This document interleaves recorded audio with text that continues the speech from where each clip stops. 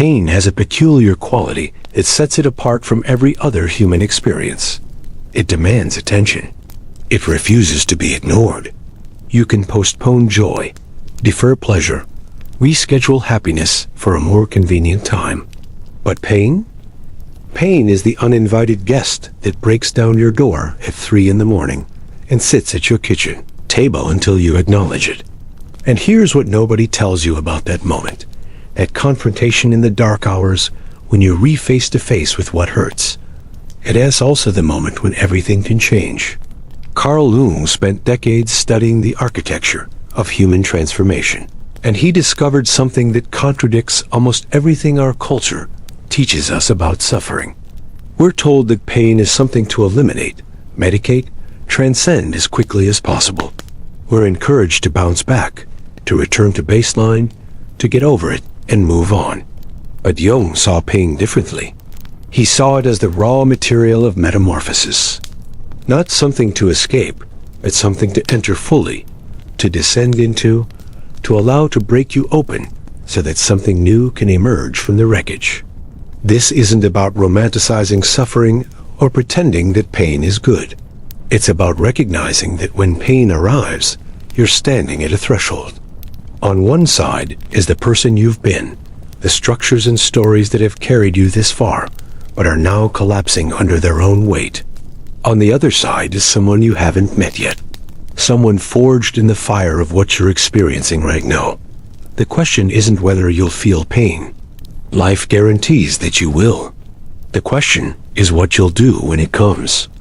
Will you numb it, run from it, project it onto others, build walls around it until you've constructed a prison of your own unprocessed grief? Or will you turn toward it with the kind of radical honesty that transforms lead into gold? Jung called this process individuation, but that clinical term doesn't capture the visceral reality of what it actually means. It means allowing yourself to be dismantled. It means sitting in the darkness long enough for your eyes to adjust. It means recognizing that the version of yourself that's in pain right now is already dying, and that trying to save it is like trying to stop a caterpillar from dissolving in the cocoon. You can't skip to the butterfly. You have to endure the dissolution. Think about the moments in your life that changed you most profoundly. Not the moments of triumph or achievement, but the moments that shattered something fundamental about how you understood yourself and the world.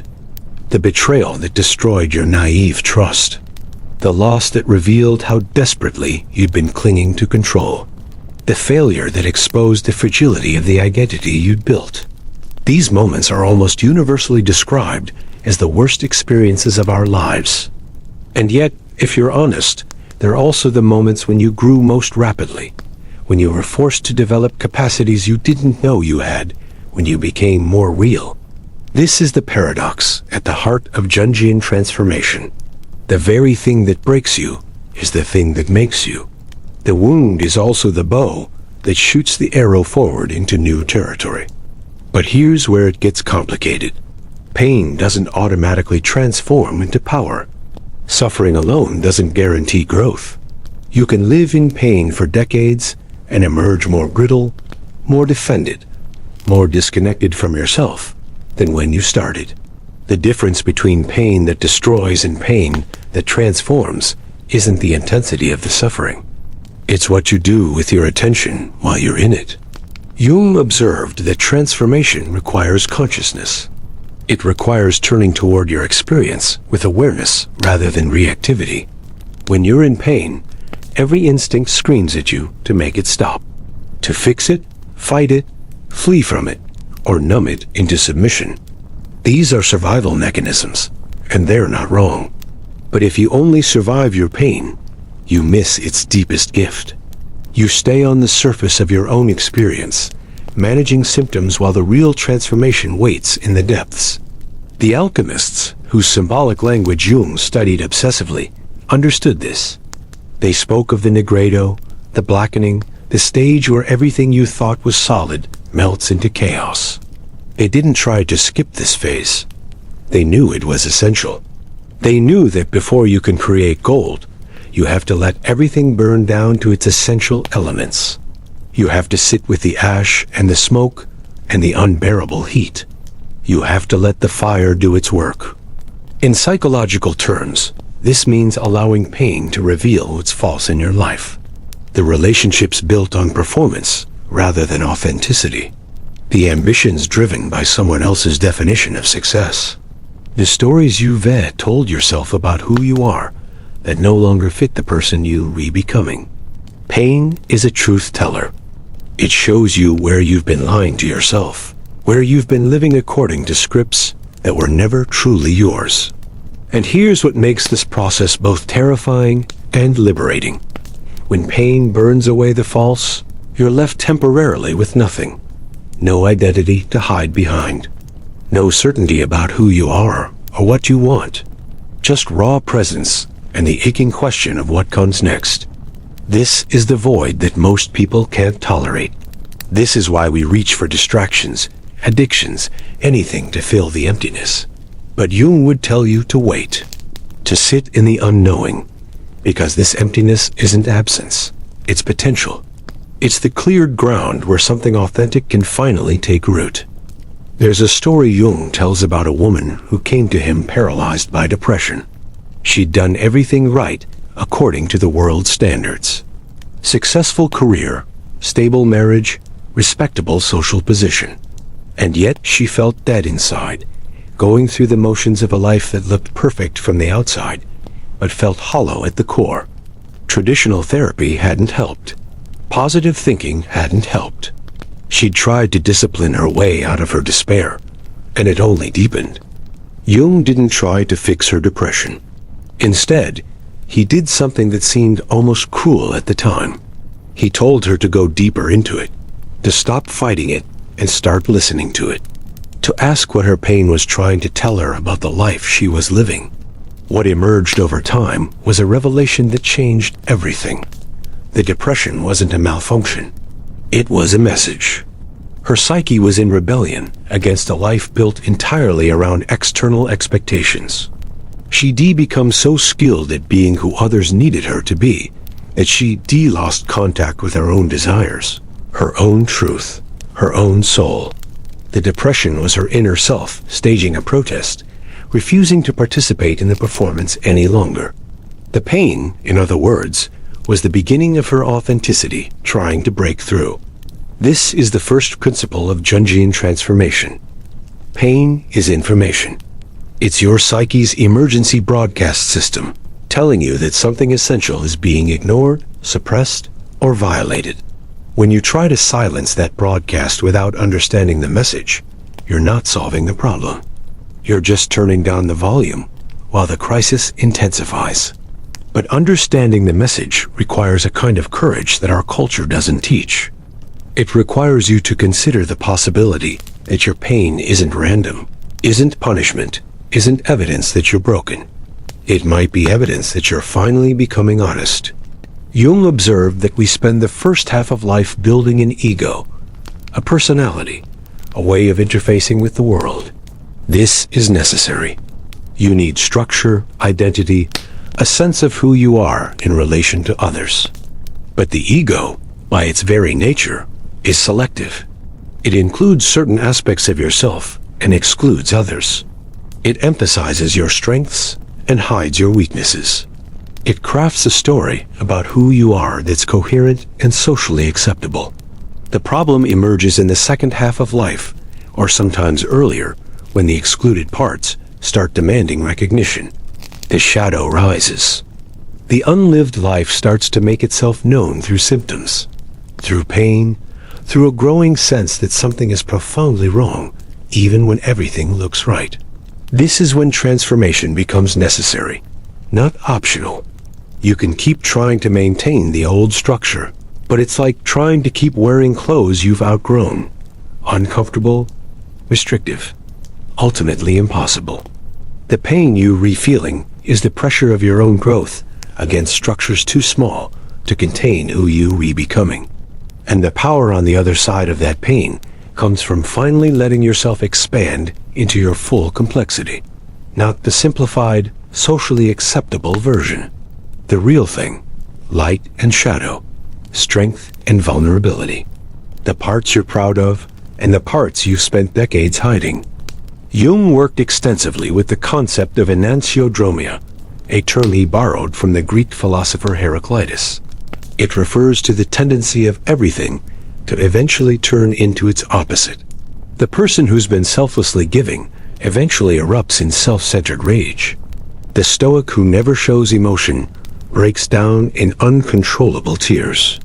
The optimist who maintains positivity at all costs crashes into despair. These aren't failures. They're course corrections. When you push too far in one direction, denying the opposite pole of experience, the psyche eventually forces a rebalancing. The pain of that reversal can be devastating if you don't understand what's happening.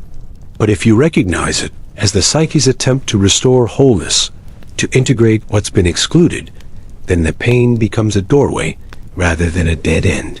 Consider anger, one of the most commonly suppressed emotions.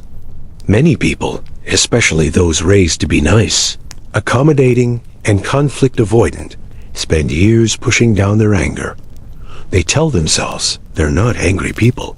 They pride themselves on staying calm, on seeing no signs, on never losing their temper. But the anger doesn't disappear. It goes into the shadow. And from there, it leaks out in passive aggression, in chronic resentment, in sudden explosions that seem to come from nowhere, in psychosomatic symptoms, in depression, which is often anger turned inward. The pain of this suppression eventually becomes unbearable. You might find yourself exhausted, bitter, feeling taken advantage of, wondering why you keep ending up in situations where your boundaries are violated. This pain is trying to tell you something crucial. You need your anger, not to act it out destructively, but to access its power. Anger tells you when your boundaries have been crossed. It gives you the energy to protect yourself, to say no, to stand your ground. Without access to healthy anger, you're defenseless. The transformation comes when you stop seeing anger as a character flaw and start seeing it as information and energy. When you can feel the heat of anger rising, and instead of suppressing it or exploding with it, you can breathe into it. Examine it, ask what it's protecting, what it's telling you about what you value and what you won't tolerate. This is turning pain into power, taking the destructive force of repressed emotion and transforming it into conscious, directed energy that serves your wholeness. The same applies to every emotion and impulse you've learned to banish. Your sadness that you're told is weakness. Your desire that you're told is selfish. Your fear that you're told is cowardice. Your jealousy, your shame, your grief, your longing. Each one carries information. Each one carries energy. When you suppress them, they drain your power. When you integrate them consciously, they become sources of strength. Jung discovered through his own painful confrontation with the unconscious that the descent into darkness isn't the end of the story. It's the middle. The alchemists called the phase after the nigredo, the albedo, the whitening, the clarification. After the burning away of the false, a new clarity emerges. You begin to see yourself more truthfully. Not the inflated image you wanted to project, not the diminished image created by shame, but a more accurate picture of who you actually are with all your contradictions and complexities. This clarity is uncomfortable at first.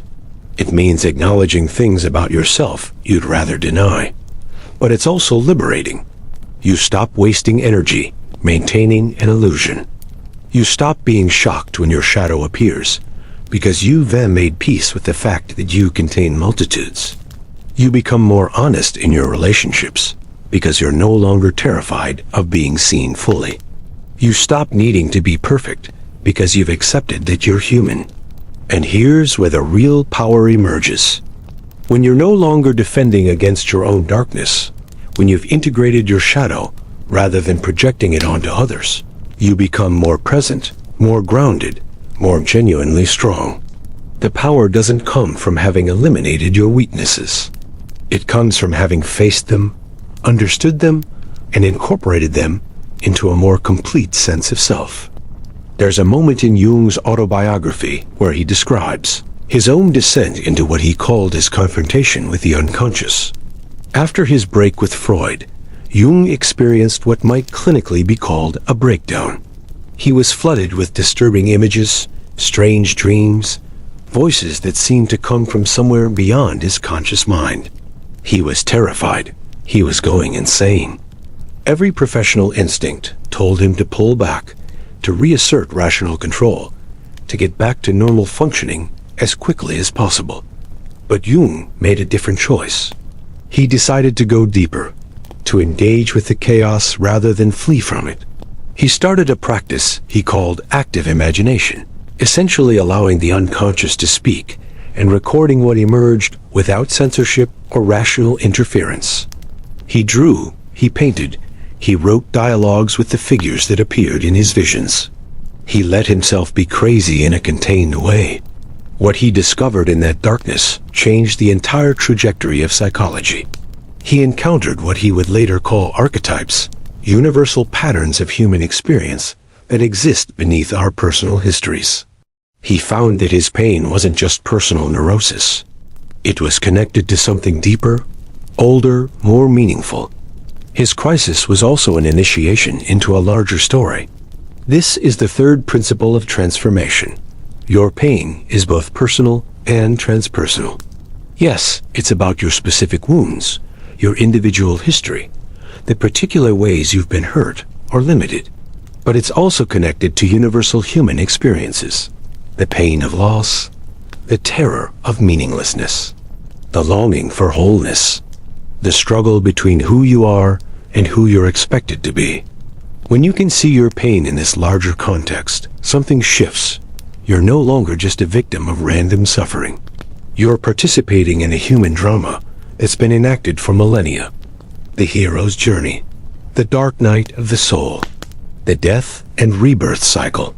Every culture, every religion, every mythological system contains stories of transformation through suffering, because this is fundamental to human experience. Jung realized that the myths weren't just stories. They were maps. The hero who descends into the underworld and returns with a treasure. The alchemist who transforms base metal into gold through fire and dissolution. The phoenix that burns to ash and rises renewed. These weren't fantasies. They were symbolic descriptions of psychological processes that actually happen. Your pain is the call to adventure. The moment when the ordinary world stops working and you're forced into unknown territory. You can refuse the call, try to stay in the familiar, even though it's killing you. Many people do. They numb the pain, they distract themselves, they keep going through motions that stopped having meaning years ago. They survive, but they don't transform. Or you can answer the call. You can step into the darkness, not knowing what you'll find there. You can let yourself be broken down into your essential components so that something new can be built. This is the hero's path, and it's not about grand external adventures.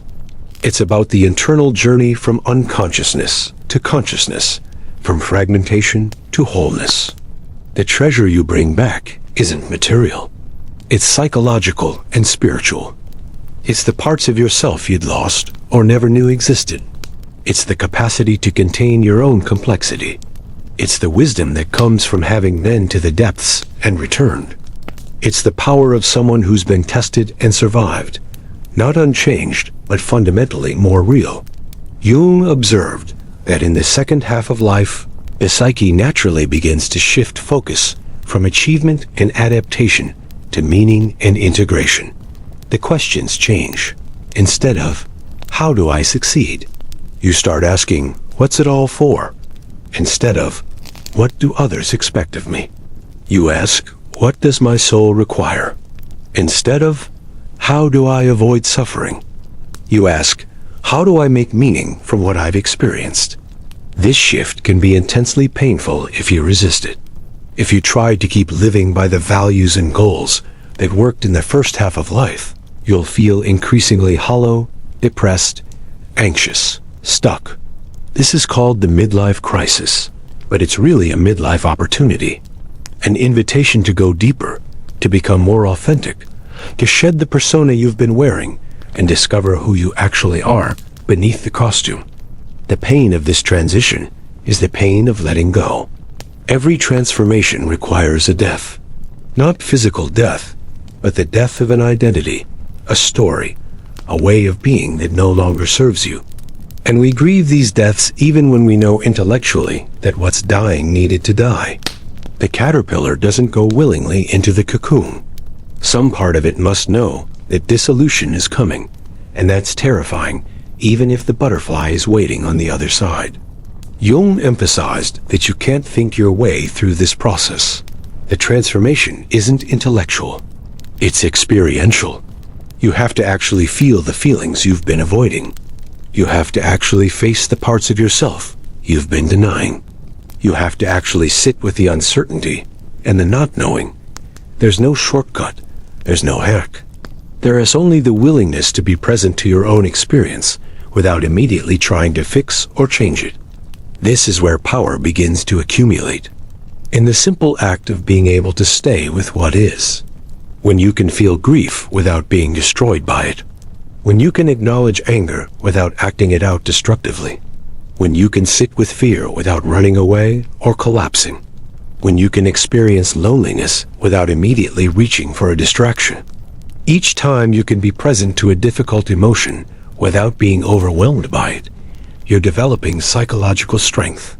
Jung called this developing a strong ego. Not ego in the colloquial sense of arrogance, but ego as the center of consciousness that can contain and process experience. When your ego is weak or fragile, strong emotions flood you. You're either overwhelmed or you have to dissociate. But as your ego strengthens through the practice of staying present, you develop what Jung called a container. A psychological space large enough to hold your full experience without falling apart.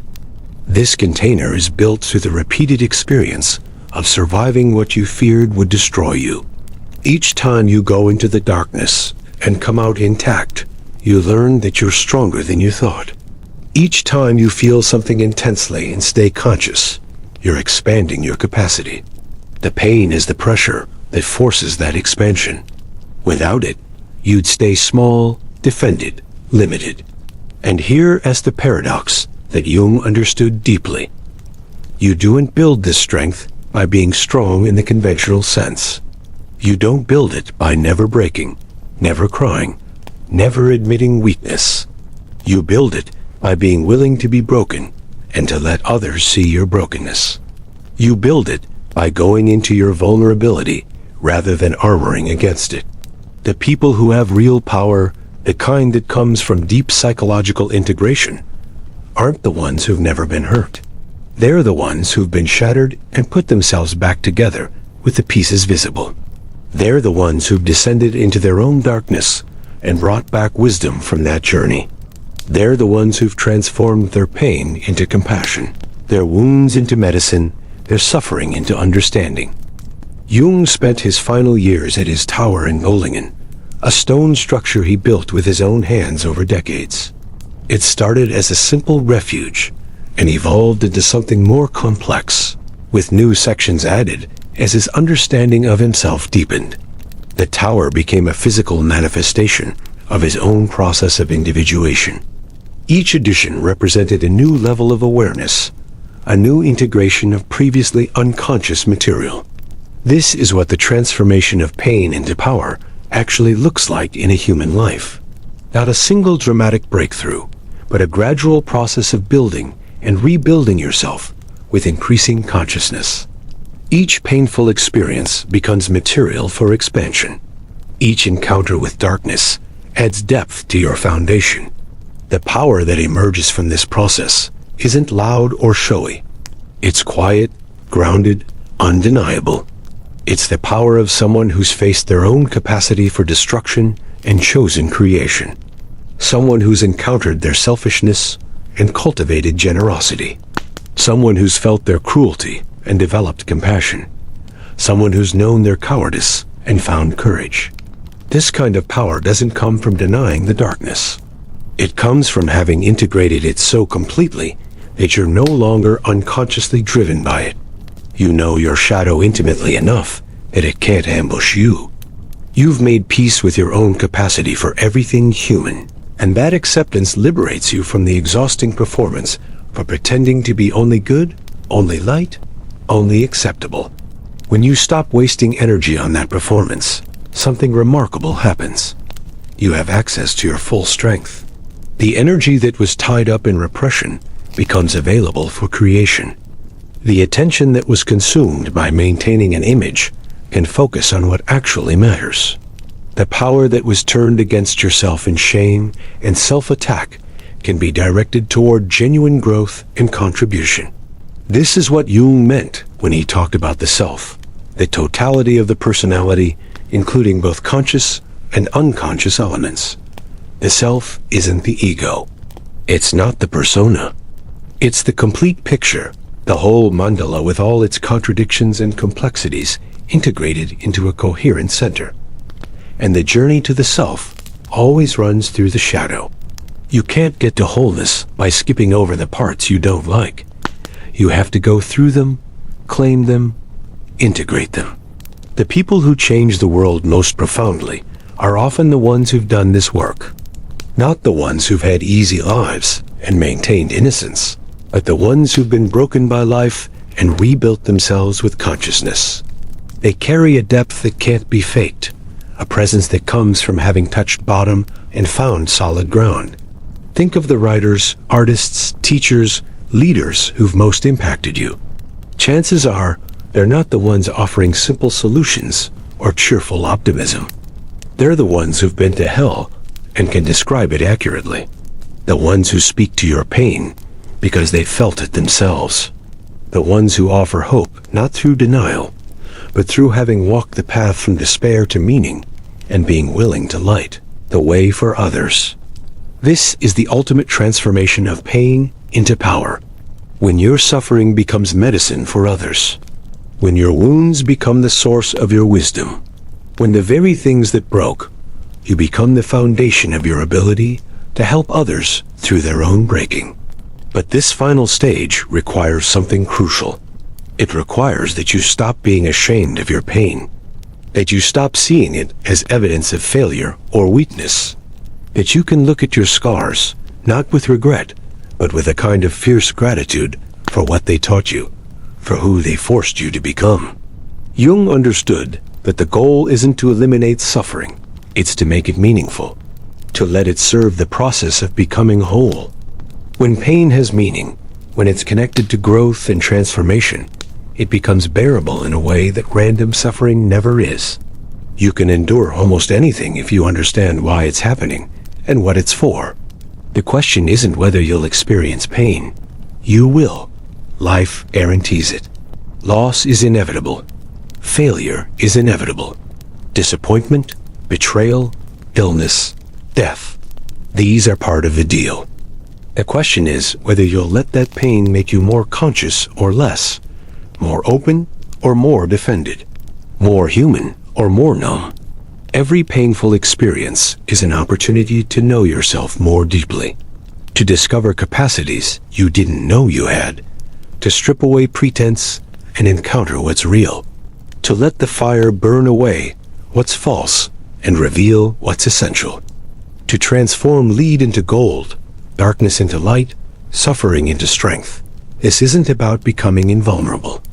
It's about becoming more vulnerable, but also more vast, able to contain more experience, feel more deeply, be more present. The power isn't in having walls thick enough to keep pain out. It's in having a foundation solid enough to survive being broken open. And here's what Jung would want you to know as you face your own pain, your own darkness, your own necessary transformation. You're not doing this wrong. The breaking isn't a mistake. The darkness isn't punishment. The pain isn't evidence that you failed. It's evidence that you're alive, that you're growing, that you're being initiated into deeper levels of your own being. You don't have to perform strength. You don't have to have all the answers. You don't have to understand what's happening while you're in it. You just have to stay conscious. Stay present. Keep breathing. Keep asking what the pain is trying to teach you. Keep choosing awareness over numbness, honesty over performance, depth over comfort. The power will come, not as a reward for having suffered, but as the natural result of having stayed conscious through the suffering, as the gift of having faced your darkness and discovering that you're stronger than it, as the wisdom born from having been broken and choosing to rebuild yourself more authentically. Your pain is already becoming power. You just have to trust the process enough to stay with it, to let it complete its work in you, to emerge on the other side, not unscathed, but whole, not invulnerable, but real, not perfect, but finally fully yourself. If this opened your eyes, subscribe to Boring History, because the truth is never boring.